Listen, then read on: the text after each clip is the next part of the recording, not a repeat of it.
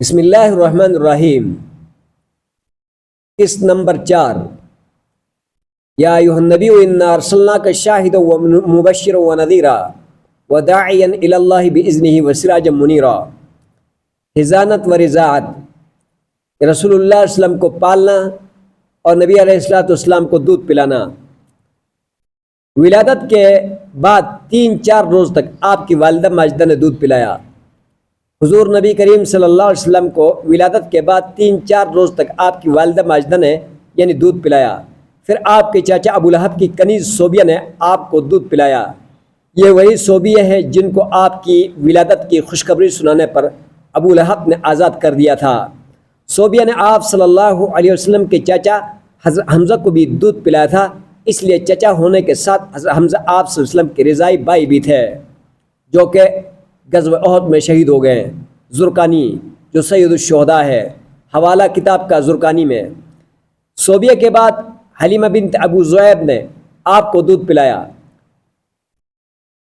عرب میں یہ دستور تھا کہ شرفاء اپنے شیر خوار بچوں کو ابتدا ہی سے دیہات میں بھیج دیا کرتے تھے، تاکہ دیہات کے صاف و شفاف آب و ہوا میں ان کا نشو نما ہو، زبان فصیح ہو اور عرب کے اصل تمدنی اور ادبی خصوصیات ان سے جدا نہ ہو۔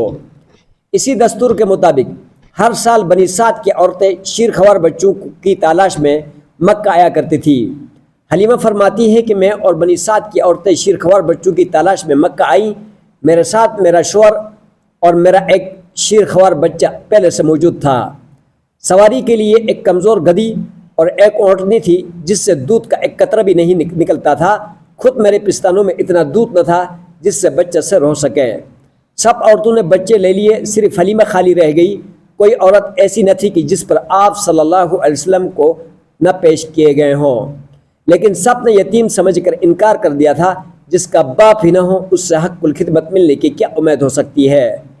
کسی کو خبر نہ تھی کہ یہ یتیم نہیں بلکہ در یتیم ہے۔ یہ وہ مبارک مولود ہے کہ جس کے ہاتھوں میں کیسر اور کسریٰ کے خزانوں کی کنجیاں رکھی جانے والی ہیں۔ دنیا میں اگرچہ اس کا باپ حق الخدمت ادا کرنے والا نہیں، لیکن رب العالمین جو زمین اور آسمان کے بے شمار خزانوں کا مالک ہے، وہ اس یتیم کا والی اور مربی اور اس کے پرورش کرنے والوں کو وہم اور گمان سے بھی زیادہ حق الخدمت دینے والا ہے۔ جب روانگی کا وقت آیا تو حلیمہ کو خالی ہاتھ جانا اچھا نہ لگتا تھا۔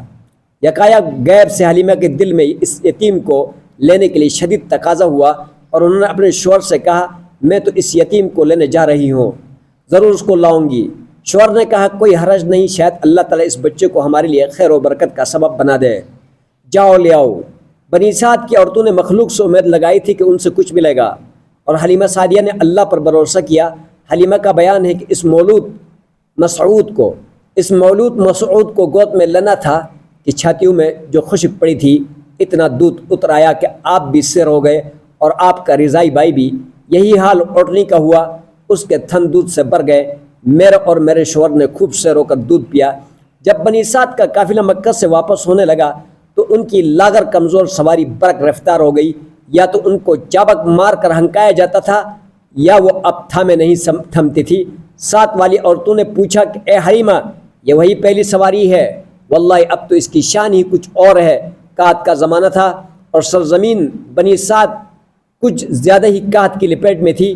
بکریاں جنگل سے چر کر آتی تھی تو ایک قطرہ دودھ کا نہیں ہوتا تھا، مگر اب مکہ سے واپسی کے بعد حلیمہ کی بکریوں کی حالت اور تھی، اور پیٹ بری ہوتی اور دودھ بھی خوب ہوتا، اور دوسروں کی بکریاں بھوکی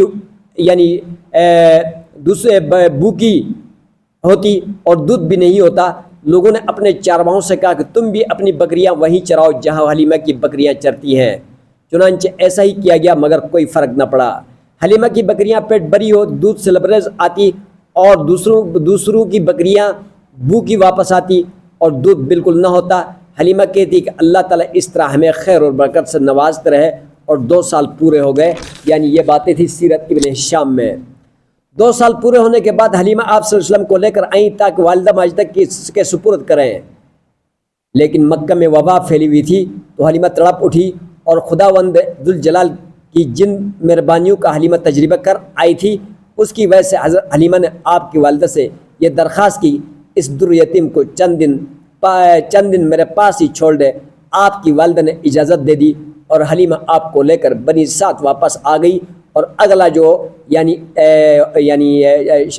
قسط ہوگا وہ شق صدر کے اوپر ہوگا۔ اور آپ کو اگر اچھا لگا تو اپنے گروپوں میں اور اپنے واٹس اپ چینلوں میں اس کو شیئر بھی کیجئے، اور میرے چینل کو سبسکرائب بھی کریں، آپ کی مہربانی ہوگی۔